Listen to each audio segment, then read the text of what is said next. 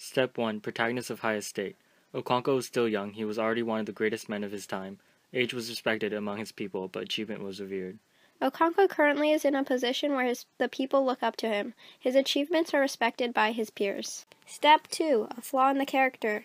The wife who had just been beaten murmured something about guns that never shot. Unfortunately for her, Okonkwo heard and ran madly into his room for the loaded gun, ran out again, and aimed at her as she clambered over the dwarf wall of the barn.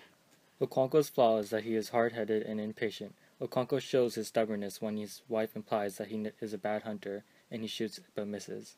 Step 5. Some murder or death. All was silent. In the center of the crowd, a boy lay in a pool of blood. It was the dead man's 16-year-old son, who with his brothers and half-brothers had been dancing the traditional farewell to their father. Okonkwo's gun had exploded, and a piece of iron had pierced the boy's heart. Step 5 is some death within the story. Okonkwo accidentally kills Ezudo's son at Ezudo's funeral. Step 6. Isolation. It was a crime against the earth goddess to kill a clansman, and a man who committed it must flee from the land. He could return to the clan after 7 years. Since Okonkwo killed a fellow clansman, he was forced to leave the clan. This leads to Okonkwo's 7-year isolation. Step 9. Last courageous step to fix things. Even in Okonkwo's first year of exile, he had begun to plan for his return. The first thing he would do would be to rebuild his compound on a more magnificent scale.